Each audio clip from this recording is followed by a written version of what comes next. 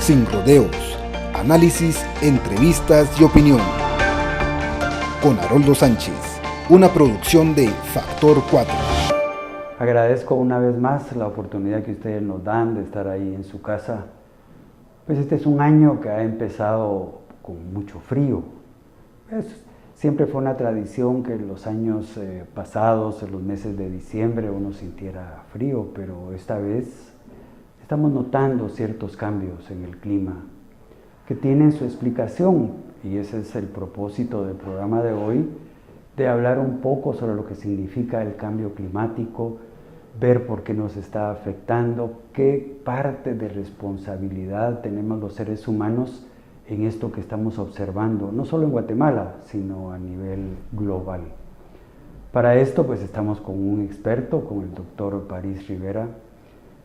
Ustedes lo van a conocer, es un guatemalteco que ha dedicado muchos años de su vida a este tema y vamos a aprovechar la gran oportunidad que tenemos de poder conversar con él. Doctor, muchas gracias por recibirnos y darnos la oportunidad de tocar este tema tan importante. Yo quisiera que empezáramos y usted me pudiera decir qué es el trabajo que usted desarrolla en esta Universidad Mariano Gálvez. Gracias, muy amable también por la oportunidad de poder acercarme a los radioescuchas. Pues mi trabajo aquí en la Universidad Mariano Gálvez es la parte de meteorología. Yo trabajo en el Servicio Meteorológico de Guatemala de la Universidad Mariano Gálvez de Guatemala. En este caso yo me encargo de hacer los pronósticos semanales, los pronósticos climáticos y también en la parte de investigación del clima y del cambio climático. Hay una página de internet donde se puede consultar las condiciones que se esperan para la semana, las condiciones que se esperan para el mes y asimismo algunos artículos científicos que hemos publicado para la Universidad Mariano Gálvez de Guatemala. ¿Qué es el cambio climático, doctor? ¿Cómo se lo podemos explicar a la gente? Sí, hay mucha confusión en esto porque se relaciona mucho con el clima y de hecho así es, pero es una alteración del clima. El cambio climático es una alteración del clima que modifica los cambios normales en el clima. La gente hace años sabía que llovía determinado tiempo, años secos, años húmedos, pero en los últimos años estamos viendo ciertos cambios que no son iguales a los de años pasados. Esa alteración ya es cambio climático. Se sale de una variación normal. Por lo tanto, el cambio climático, en palabras bastante simples, sería la alteración del clima, ¿verdad? Por acción del ser humano.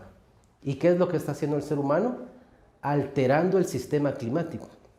El sistema climático es algo más complejo, pero en términos generales lo forman 5 componentes. Lo forma la naturaleza, es el sistema biótico, lo forma la atmósfera, lo forma la criósfera, todos los hielos, la parte del agua, la hidrósfera, y la parte del suelo, la parte geofísica también lo forma. Todo eso es el sistema climático.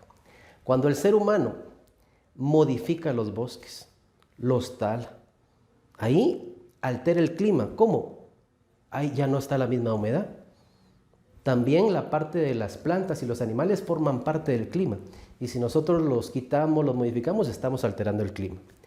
Cuando se modifican los ríos, se altera el clima. Ya no está la misma humedad, ya no llega el agua a determinados animales y plantas, se alteró el clima. Cuando se modifican las montañas, se pierden los patrones de viento. O sea, se comieron la montaña porque van a poner aquí una ciudad y también se altera. Cuando se impermeabiliza el suelo con ciudades, se altera la temperatura. Entonces, toda la actividad del ser humano está provocando cambios. Y esos cambios instantáneos que uno ve luego de una construcción, a largo plazo van generando estas alteraciones en los patrones climáticos que conocemos. Se habla que hay periodos en la historia de la humanidad donde hemos sufrido estos cambios climáticos, pero ¿tiene algo que ver eso con la actualidad? Por supuesto, hay ciclos largos del mundo. Hay cambios internos en los océanos que no son tan instantáneos como en nuestro tiempo, sino que llevan miles de años. Y esos han alterado el clima en el pasado, como los tiempos de glaciaciones y otras cosas. Hay relación también con el espacio, cuando la Tierra está más cerca del Sol en los ciclos de Milankovitch, ¿verdad? A veces son miles de años donde generalmente la Tierra está más cerca del Sol y generalmente está más lejos en otros tiempos. Eso ha alterado las cosas en el clima, pero eso no lo entendemos del todo. O sea, el avance científico no ha comprendido completamente qué pasa ahí. Pero lo que nos está pasando ahora sí que es algo que lo podemos atribuir a la actividad del ser humano. Luego de la revolución industrial, cuando ya empezaron los carros, las fábricas y todo eso, se generó mucha alteración de la naturaleza, se generó muchas emisiones de dióxido de carbono, lo cual alteró el clima y estamos teniendo ya las repercusiones. Yo escuché mucho antes el calentamiento que hablaban de la atmósfera por la emisión de gases, tanto vehículo, como usted dice, las fábricas. Esto también permite los rayos del sol que penetren más directo, digamos, al planeta. ¿Esto cómo afecta? Sí, justamente esta parte química que se emite, el CO2 principalmente, aunque hay otros, llegan a la atmósfera y alteran la composición química de la atmósfera que naturalmente teníamos. La atmósfera pues es lo que cubre al mundo, nos permite vivir y esa capa que envuelve al mundo permite tener cierta temperatura, la temperatura que nos permite estar aquí. Pero al haber más partículas, más suciedad, más contaminación, se altera esa temperatura. Entonces, los rayos del sol que calientan la Tierra traspasan esta atmósfera y luego en un proceso natural salen, pero al haber más contaminación ya no salen. Entonces se retiene más calor en la Tierra. Entonces eso es lo que está haciendo las emisiones de CO2 y otros, haciendo que el calor se retenga por más tiempo. Esto no es parejo en todo el mundo. En unos lugares sí se presentan alteraciones donde la temperatura ha subido mucho y en otros lugares no tanto. Entonces es variado. Pero en términos generales, debido a la contaminación y estas emisiones, se está generando un calentamiento global, alterando el efecto invernadero que es el que nos permite la vida a nosotros. Y esto también afecta a los polos, porque al parecer hay mucho deshielo en estas regiones. Sí, justamente este calentamiento que se genera por esa alteración de la atmósfera está afectando el ritmo de congelamiento y descongelamiento de los casquetes polares. Todos los años hay regiones que se congelan y se descongelan, pero esta tasa de descongelación ahorita ha sido mayor en los últimos años, haciendo que se reduzcan estos casquetes y que sea algo, algunas personas lo ven alarmante, porque no se ha visto eso antes. ¿Qué pasa cuando se descongela un casquete polar? El color tiene mucho que ver. En teoría está de color blanco, pero cuando se está descongelando ya empieza a encontrarse la parte de la tierra. Y entonces se empieza a ver café o negro, y eso ya altera la forma en que se puede llegar a descongelar el hielo. ¿Por qué? Porque el color blanco refleja la radiación. En cambio, el color negro la absorbe. Entonces retiene ahí el calor. Entonces, muy importante esos deshielos porque pueden generar un mayor calentamiento y un mayor derretimiento de los casquetes. ¿Cómo afecta a las personas en Guatemala todo esto que usted está explicando, doctor? Bien, el sistema climático en su complejidad tiene teleconexiones, se llaman teleconexiones climáticas. Lo que sucede en los casquetes polares, después de algunos meses, nos va a repercutir a nosotros que estamos en una latitud media, en una latitud tropical. Si hay un vórtice polar como los que han habido en estos últimos días, últimos meses también, hay sistemas muy fríos, los cuales se desprenden y empiezan a viajar por Estados Unidos, por México y nos llegan a nosotros. Entonces nos altera a nosotros también el clima. ¿Qué pasa también? La atmósfera trata de equilibrarse y cuando encuentra episodios de mucho frío, después a los meses podrían venir episodios de mucha actividad ciclónica. Entonces ahí está tratando el sistema climático de emparejarse. En vez de ser en un promedio más o menos suave, es un promedio con una desviación estándar muy alta o con variaciones muy grandes. Eso es lo que está provocando el cambio climático, de que la variación del clima sea más grande y la recurrencia de eventos extremos sea mayor.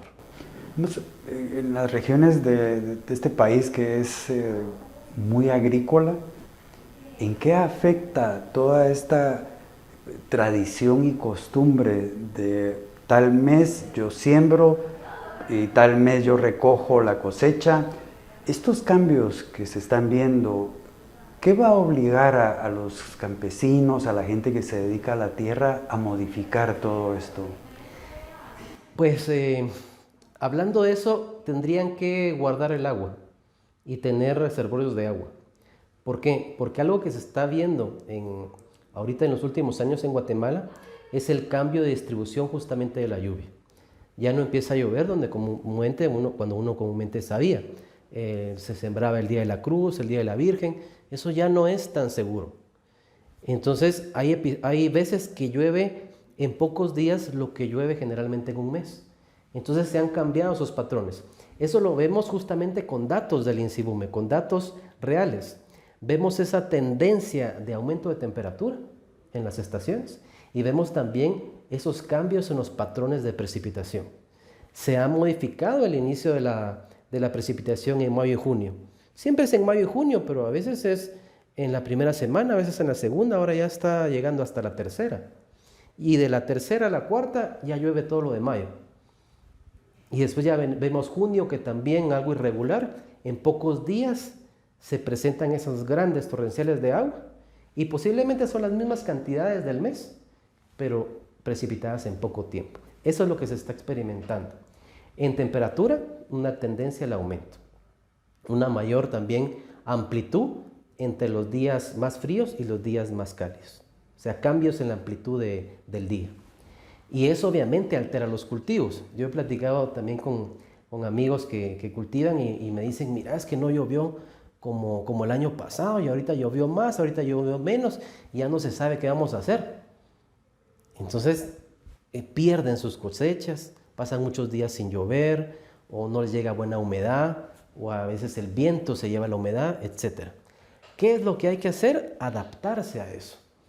Adaptarse. Entonces, crear reservorios de agua.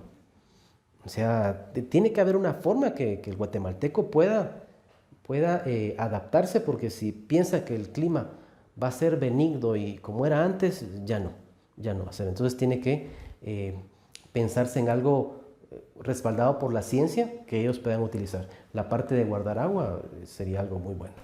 Porque nosotros, digamos, en Guatemala estamos acostumbrados al verano y al invierno. Y hablamos de 6 meses de verano y 6 meses de invierno. Esto ya no es así. Ya se ha alterado. En términos más específicos es temporada de lluvias y temporada seca. ¿Por qué? Porque un invierno como tal en Guatemala no existe. Invierno en términos climáticos son temperaturas bajo cero y nieve. Pero en Guatemala no se marcan las 4 estaciones, solo se marcan 2, una temporada seca y una temporada de lluvias. Y en la seca tenemos unos meses fríos, que son parte de noviembre, diciembre y enero. Entonces, eso se ve alterado justamente porque nuestra época lluviosa ya tiene una canícula, que es la mitad de la época lluviosa o sequía de medio verano, que también es conocida, es muy extendida. Y en los últimos años han habido periodos incluso de más de 40 días sin lluvia. Y eso, pues, la gente no estaba acostumbrada a eso. O por lo menos las generaciones más actuales, ¿verdad? Y eso puede ser que venga más. Esto que hemos visto en el norte de América con estas tormentas que países como Canadá y Estados Unidos, acostumbrados al tema de la nieve, se han visto desbordados. Uno lo ve a la distancia, pero ¿qué consecuencias tiene en nuestros países? Justamente por las teleconexiones nos van a venir esas colas de esos sistemas a alterar nuestro clima. Cualquier cosa que ocurra en el Polo Norte o en latitudes medias nos va a repercutir de algún modo en la parte tropical. ¿Por qué? Porque está entrelazada. No es que estén separadas y que sean climas totalmente diferentes. Sí son diferentes, pero tienen sus teleconexiones. Si hay frío allá, hay más facilidad que ese frío venga para nosotros. Si hay algo cálido, pues es más fácil que nosotros tengamos algo cálido, porque de ahí viene. El frío que llega a Guatemala viene del Polo Norte. De ahí viene. Entonces, cualquier alteración ahí nos va a repercutir. Nuestro calor interactúa con esas masas que vienen del Polo Norte. Nuestro calor viene principalmente del Sol y nos da directamente a la banda tropical, pero interactúa con esos sistemas que vienen de arriba, de abajo, por todos lados. Entonces, esos parten de un punto. Parten del Océano Pacífico, parten del norte del mundo, parten del Atlántico, y eso va a llegar a Guatemala. Entonces, por eso es muy importante conocer el fenómeno del Niño, la oscilación Madden-Julia, que es una oscilación que altera el comportamiento de la lluvia, la oscilación cuasi bienal, es una alteración del clima que es casi 2 años. Todas esas. ¿Por qué? Porque nos va a repercutir a nosotros. En Guatemala, pues se estudian estas oscilaciones, se trata de hacer un pronóstico por parte de instituciones como acá en la Universidad Mariano Gálvez, el INSIBUME y otras más, pero puede fallar. El clima no es tan predecible y cada vez está siendo más impredecible. Que de hecho hemos visto fotografías, videos de regiones como Huetenango, San Marcos, Quetzaltenango, que es esa parte del altiplano, donde ha amanecido como que fuese un país de estos que reciben nieve cada año. Esto también forma parte de todo lo que usted está hablando. Justamente, cuando vemos que hay justamente un vórtice polar en el Polo Norte o una tormenta invernal y de repente a los meses o los días una granizada acá o aguanieve y se mira todo así bonito. Sí, es porque la oscilación ártica, que es esa masa de aire frío en el norte, se ve alterada y desprende masas de aire frío que llegan incluso hasta Centroamérica. Mire, doctor, este cambio climático en países como el nuestro, tropicales, acostumbrados al sol, al calor, que hay mucha gente que dice: yo soy persona del sol, no soy persona del frío, de la nieve.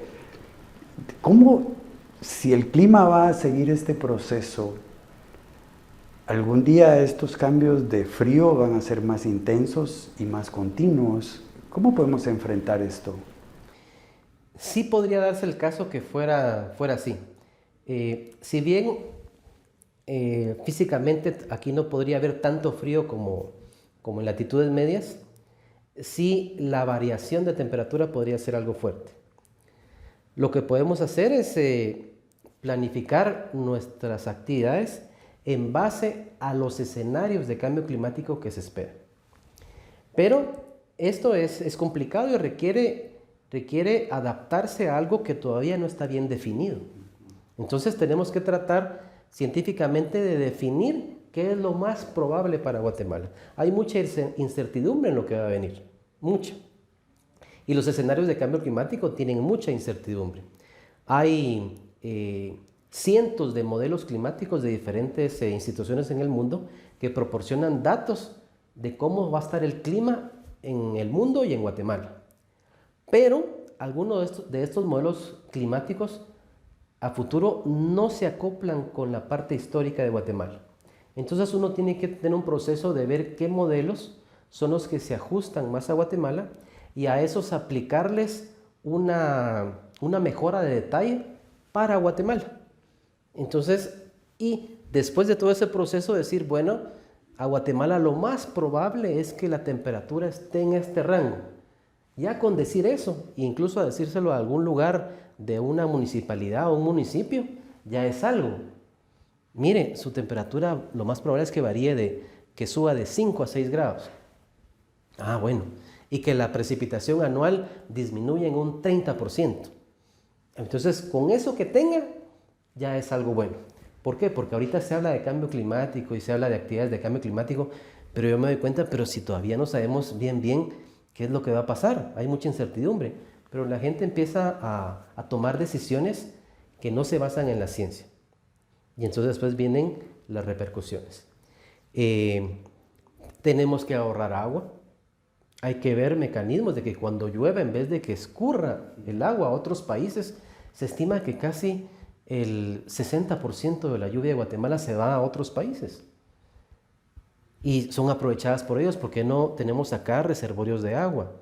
Trabajar con embalses. En España se trabaja con embalses. Guardan agua en la época lluviosa y en la época seca tienen agua. Aquí se ha perdido eso. ¿Por qué? O no lo hemos tenido. ¿Por qué? Porque el clima de Guatemala ha sido muy benigno, muy bonito. Pero ahora nos toca hacer lo que han hecho otros países, guardar agua. En Israel llueve tal vez menos de la tercera parte de Guatemala. Llueve muy poco. Y sin embargo ahí tienen reservorios de agua, cuidan el agua y hasta son contadas las gotas, creo yo. Entonces eso tenemos que empezar a hacer nosotros. Cuidar el agua, no desperdiciarla, no contaminarla. Y aquí en Guatemala pues sabemos o se estima, mejor dicho, que casi el 99% de los ríos están contaminados.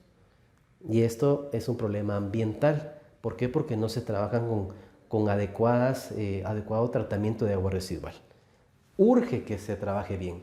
De hecho, hay plantas de tratamiento de agua residual. Hay en casi todas las municipalidades. ¿Pero trabajan bien? No trabajan bien. Entonces hay que meterle a eso. Tenemos que cuidar el agua, guardar el agua, no contaminarla, cuidar la naturaleza, es lo que nos puede defender de estos embates climáticos. Cuando vienen vientos fuertes, ¿quiénes nos protegen? Los árboles. Si no hay árboles, yo me voy a dar contra el viento. Entonces los árboles hay que cuidarlos, no hay que talarlos así a lo loco, ¿verdad? Hay que cuidar la naturaleza, hay que cuidar el agua y hay que organizarse. Hay que platicar entre todos y cuidar a nuestros agricultores que nos están alimentando a nosotros, ¿verdad? Son los que sostienen la economía de Guatemala y a veces son los que peor se les paga, ¿verdad? Son frutas, verduras que se exportan a un montón de países. Nosotros nos alimentamos de eso también y si no lo cuidamos no vamos a tener qué comer ni qué vender, ¿verdad? Entonces hay que pensar en eso. Como científico que es usted, ¿qué piensa cuando escucha a líderes mundiales negar el cambio climático? Pienso que no, incluso científicos y científicos de renombre que a veces niegan el cambio climático, pienso que no están pensando de una forma integral, no están pensando en el clima como el sistema climático. Ellos piensan en el clima solo en la parte atmosférica, posiblemente. Entonces están muy cerrados. Pero esa parte atmosférica interactúa con otros sistemas, con otros componentes del sistema climático. Y cualquier alteración de uno va a afectar al otro. Hablemos del ciclo hidrológico.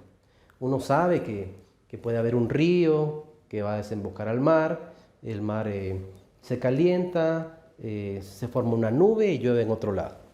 Pero ¿qué pasa si yo modifico ese río, si lo llevo a otro lado? Eso ya no va a llegar al lugar que llegaba. Ya no, la naturaleza que está ahí ya no va a formar parte.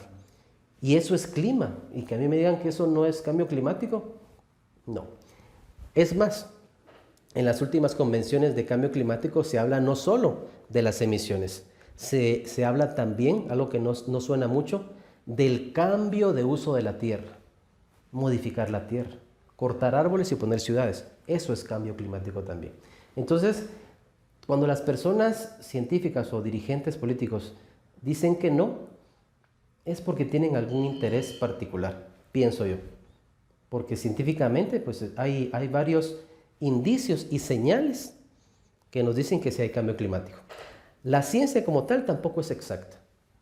La ciencia se va modificando, se van descubriendo nuevas cosas y no hay absolutos en la ciencia. una teoría ahorita se cumple, después se mejora, va cambiando. Entonces hablamos de señales de cambio climático, señales de cambio. Entonces, yo pienso que estas personas podrían estar sesgadas a otros intereses, ¿verdad? Pero en nuestro caso sabemos que como países en vías de desarrollo somos de los más afectados de los embates de cambio climático. ¿Qué tiene que ver esto mucho en el desarrollo de los países en contra de esa alteración que estamos viviendo? De hecho, Guatemala, ciudad, el número de vehículos, el tráfico, la emisión de gases, ahí también como que no le hemos puesto mucha atención a lo que está ocurriendo. Sí, Guatemala en pequeña parte también contamina y es parte de esas emisiones de gases de efecto invernadero, en este caso CO2, pero es menos del 1% a nivel mundial, es muy poco. Los mayores contaminantes, los mayores emisores, Estados Unidos, Europa, China, Rusia y todos los países de primer mundo. Ellos son los que más emiten gases. Y si bien se habla de cambios de tecnología, que primero la vienen a imponer aquí, y ellos nunca lo hacen. Ejemplo de México. México puso su refinería y puso su propia gasolina. Pero si nos recordamos cómo fue criticada por estos países, no, que la gasolina es mala, que ahorita solo son los carros eléctricos, que no sé qué. Y ya ellos cambiaron a carros eléctricos, ya ellos dejaron de usar la gasolina. No. Entonces, el hecho de mantener siempre una hegemonía mundial de esos países hace que nosotros nos cueste adaptarnos, ¿verdad? Porque ellos nunca van a querer que uno se supere prácticamente. Usted hablaba del fenómeno de la niña, que lo hemos venido escuchando durante muchos años, pero ¿qué explicación usted nos puede dar sobre esto? Bien, cuando escuchen del fenómeno de la niña y el niño, es algo muy relacionado. Y se trata de una teleconexión climática que afecta a Centroamérica y a todas partes del mundo. Y parte del calentamiento o enfriamiento del Océano Pacífico. Quedémonos con eso. El Océano Pacífico a veces está más cálido de lo normal y a veces está más frío de lo normal. Cuando está más cálido de lo normal, hablamos que a Guatemala le va a venir un fenómeno del Niño. Y ese fenómeno del Niño nos trae a nosotros poca lluvia. O sea, sequía podría llegar a ser, dependiendo de esa intensidad. Cuando hablamos del fenómeno de la Niña, que es la que hemos tenido en estos últimos años, hablamos de que el Océano Pacífico está frío, más frío de lo normal, lo cual hace que en Guatemala llueva bastante y también sea más fácil esas venidas de aire fresco y frío. Entonces el fenómeno de la Niña nos trae cierta cantidad de agua, un poquito más de lo normal, y nos trae también más sistemas de alta presión que nos vienen a refrescar la temperatura. ¿Y cada cuánto se produce este fenómeno entre el niño y la niña? Se estima que el fenómeno del Niño ocurre cada 4 o 5 años. Eso es en los últimos años. Pero hace 20 años el ritmo era diferente. Se creía que era cada 7. Y entonces va variando. Y la interacción es de que puede ocurrir un fenómeno del Niño, luego hay un periodo de transición, un periodo neutro, que no es ni un fenómeno de la niña ni niño, y después podría venir un fenómeno de la niña o del niño. Estamos hablando de que se podría presentar cada 2 o 3 años un cambio. En este año, lo que esperamos es una transición hacia un fenómeno del niño. El principio del año todavía va a estar como fenómeno de la niña, porque todavía el Océano Pacífico está frío, pero esperamos que a partir del mes de agosto, septiembre, las temperaturas del Océano Pacífico ya estén más cálidas. ¿Qué quiere decir eso? Que septiembre y octubre podría estar ya bajo el efecto del fenómeno del Niño, posiblemente. Pero estamos hablando de la segunda parte de nuestra época lluviosa. Aquí en Guatemala empieza a llover en mayo, junio, julio, agosto, septiembre y octubre. y llueve menos en julio y agosto, que es nuestra época de canícula. Pero la primera parte, en teoría, podría estar afectada solo por condiciones neutras. Esperaríamos una temporada inicial normal y una segunda temporada de lluvias bajo lo normal. Eso desde ahorita. Pero conforme vamos acercándonos, los modelos se van afinando, van teniendo mejor predecibilidad y podemos dar una mejor información. Pero esa es la perspectiva hasta ahorita. Un inicio de lluvia normal con una finalización bajo lo normal. Estamos teniendo estos escenarios climáticos. Los gobiernos deberían de hacer algo, tener algún departamento que ayude a enfrentar estos cambios que estamos viviendo, o no existe en el caso de Guatemala, por ejemplo. Bien, hay la parte del Ministerio de Ambiente tiene programas que en teoría apoyan a agricultores y a localidades.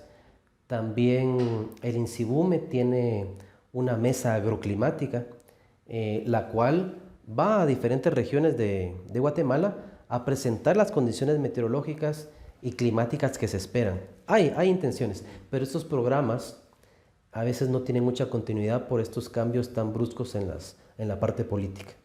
Vemos a veces instituciones que un año está un director, después despiden mucha gente y la parte científica no tiene una continuidad para continuar con esos programas. Si bien hay en papel muchas cosas bonitas, en la práctica no. Digamos, esta situación que usted plantea de la no continuidad, ¿hay una credibilidad de la población hacia las instituciones que ven el clima? O sea, antes era broma. Uno decía, si el INSIBUME dice que va a llover, entonces no me preparo. Si dice que va a haber sol, saco la sombría. Eran bromas, pero ¿esto ha terminado o cree usted que continúa? Es el no creer en la predicción del estado del tiempo. Yo creo que continúa. A pesar de que han mejorado los pronósticos, a pesar de que hay más asertividad en los pronósticos, la gente tiene mucha desconfianza. Y esto no solo es en Guatemala, es en todo el mundo. Yo he ido a Estados Unidos, ahí fui al National Hurricane Center, e igual le tiran como le tiran aquí a Guatemala. Fui también al servicio de Argentina, igual. Que son mentirosos, que no sé qué. Pero eso es ya algo como que cultural con los servicios. Pero yo cuando hablo personalmente con personas y les hablo del clima y veo que sí es como les dije, poco a poco van ganando credibilidad. Pero la broma siempre va a existir. Si me dice el servicio que va a llover, yo salgo en playera, ¿verdad? Pero es algo ya como cultural. Sí, el medir, yo lo que entendí hace muchos años, y usted me puede aclarar, Estados Unidos es un territorio muy grande. Es mucho más fácil el predecir el clima en los estados, digamos. Guatemala es un país muy chiquito y entonces se dificulta esto, el decir aquí va a llover o en esta región no va a llover. ¿Es así o no? Así es. Estados Unidos y Europa manejan sistemas atmosféricos más lentos. Son sistemas más predecibles. Yo incluso cuando estudié meteorología, que fue en España, ahí nos pusieron a hacer pronósticos y es relativamente más fácil. Aparte de eso, la parte tecnológica es mucho mejor. Pero la dinámica meteorológica que existe en el ecuador del mundo, en la banda tropical, es mucho más grande que la que tienen ellos. Mucho más. Entonces nosotros, el hecho que estamos cerca de la zona de convergencia, cerca del jet de bajo nivel, son vientos fuertes de bajo nivel, hace que el clima no sea igual y sea más difícil predecirlo. Aparte de eso, nuestra topografía tampoco ayuda mucho. En un lado de la montaña llueve un montón, en el otro no. Aquí se encañona el viento, aquí no. Entonces, la topografía de Guatemala es muy especial y es difícil poder hacer un pronóstico. Sin embargo, se hace y se hace bastante bien, ¿verdad? Usted hablaba anteriormente esto de recolectar agua, ¿verdad? Eso creo que es un reto en las comunidades. ¿Cómo motivar a que estas comunidades entiendan que este es un camino?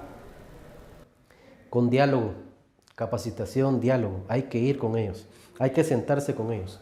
No hay que trabajar desde la oficina aquí en la capital. Hay que ir ahí.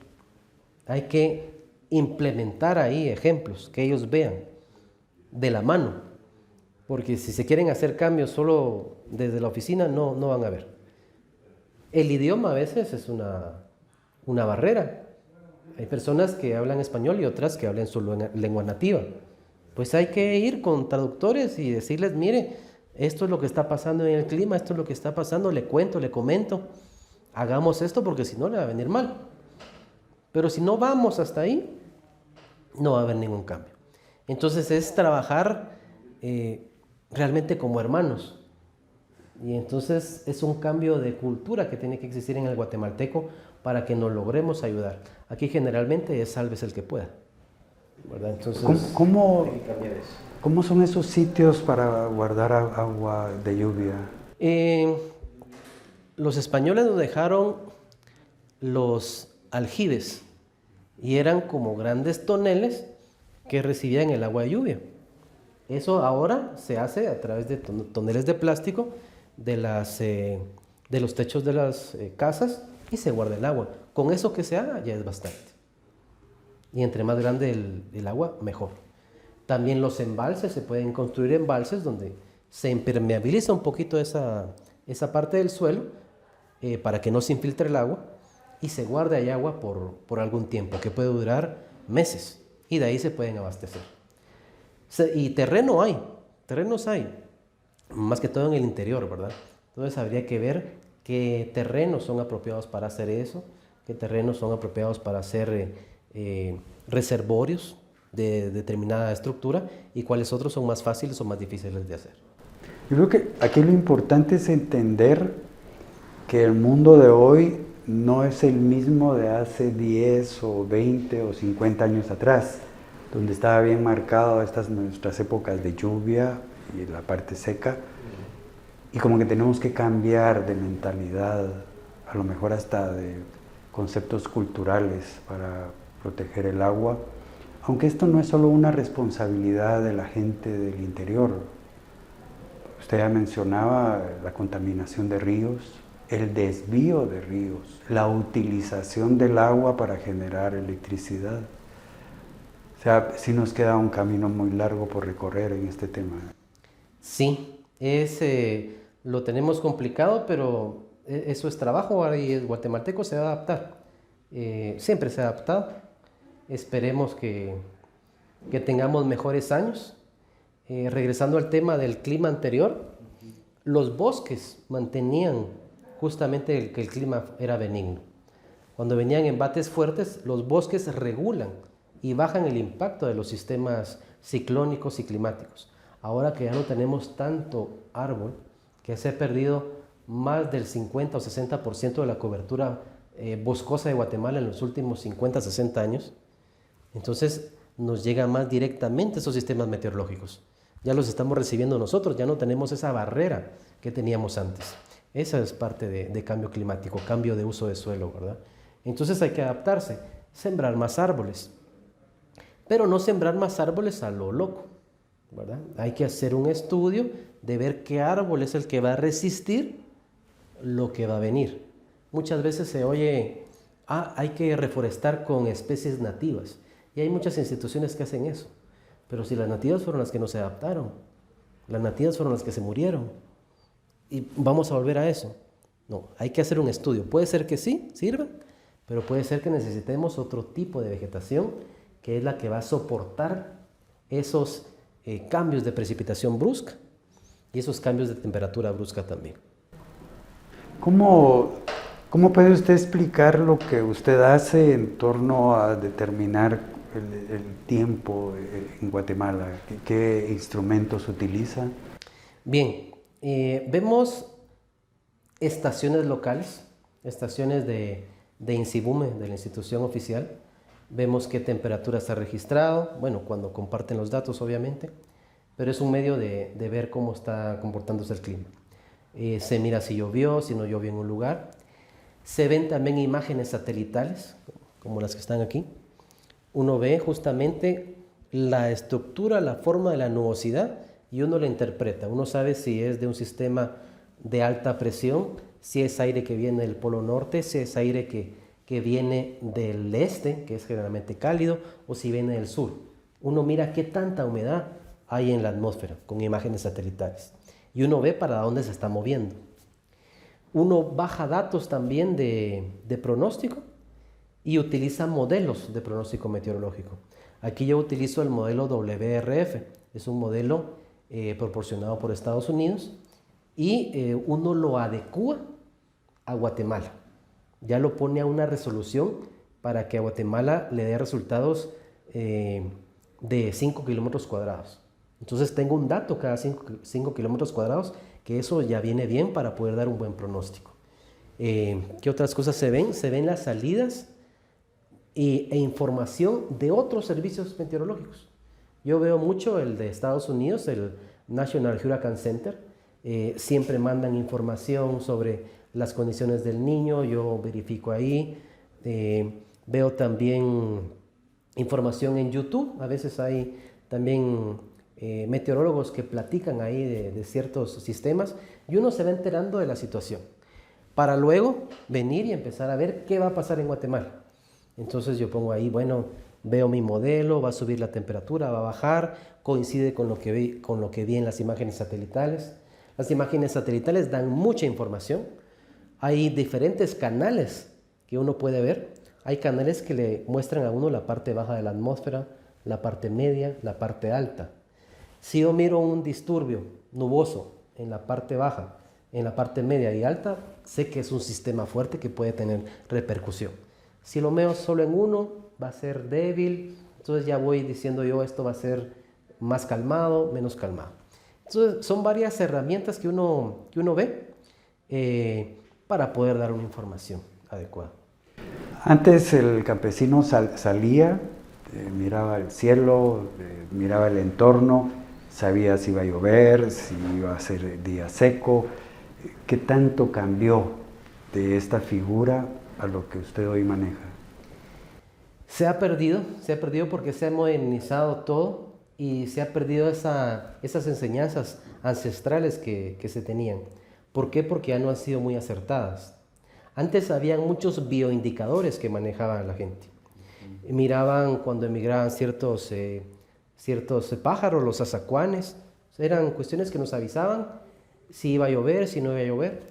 La forma de los nidos de los pájaros, cuando se hacían más robustos, quería decir que venía frío. Si los hacían más delgados, quería decir que venía más cálido. Las hormigas, cuando forman determinadas estructuras en sus cuestiones, cuando se mudan, es porque vienen algo. Había muchos bioindicadores, pero como se ha perdido la naturaleza, se ha perdido también esa parte. Habría que rescatarlo un poco ese conocimiento ancestral que era muy valioso antes. Y la gente de esa forma empírica, de esa forma de observación, se valía bien y pronosticaba bien. Estaba la parte de las cabañuelas. Las cabañuelas no tienen una base científica. Se hablaba de que el primer día es enero, que el segundo día del año es febrero, etc. Pero a la gente le funcionaba. ¿Por qué le funcionaba? Porque el clima era bastante suave. No era como ahora.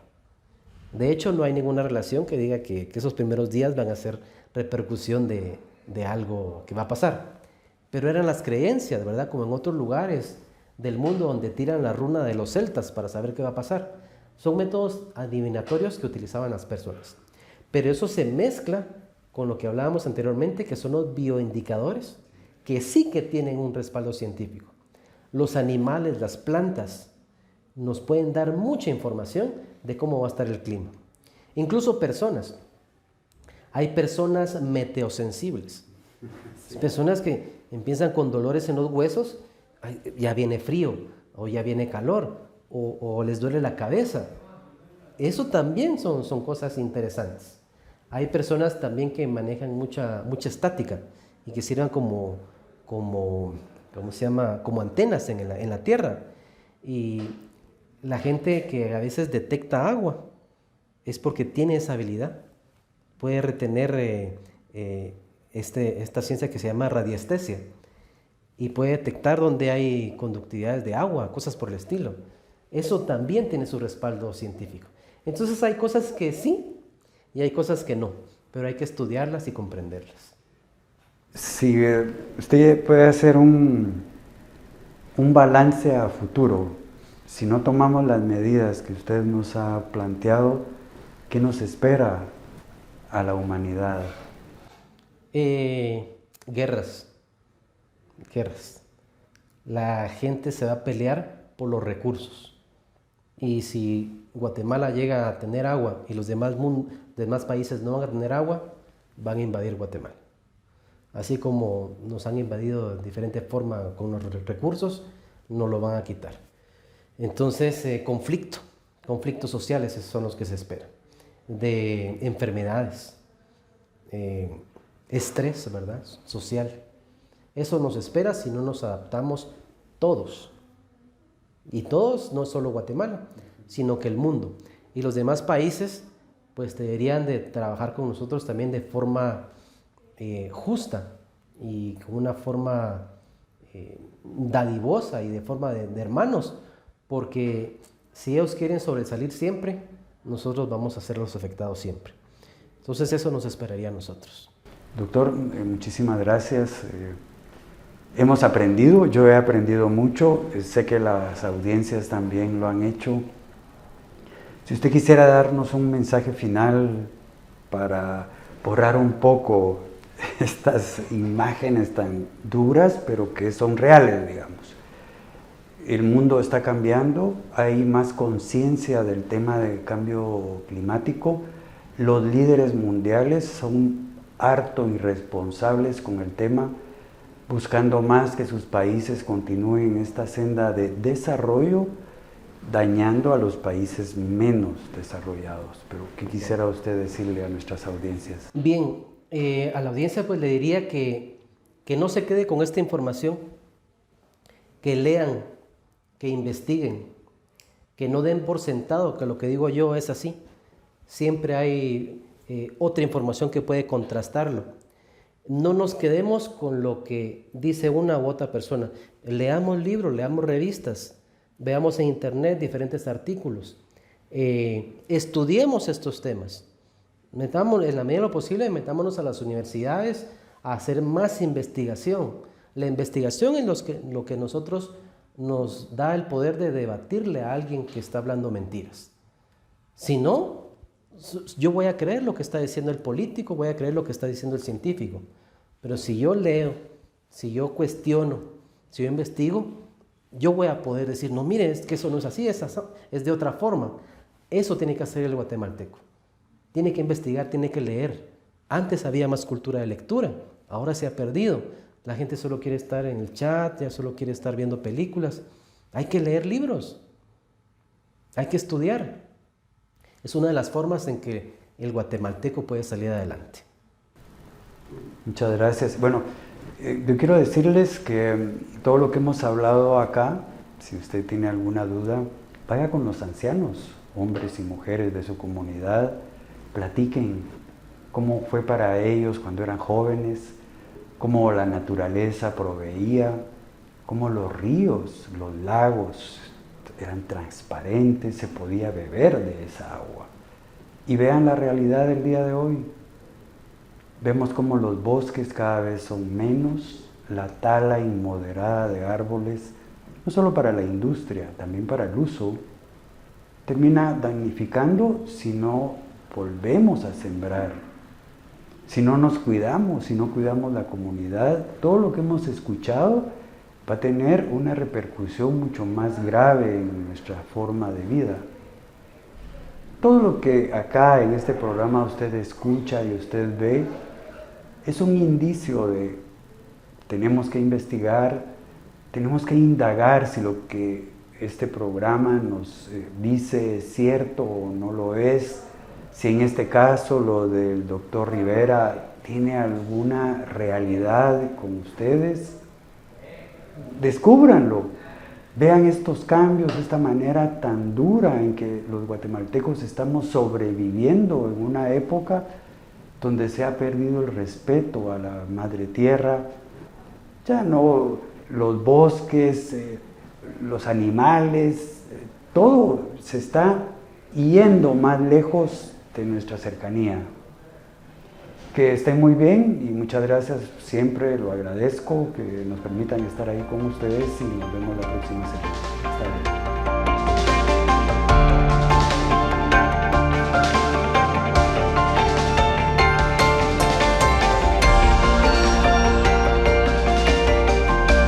Sin rodeos, análisis, entrevistas y opinión.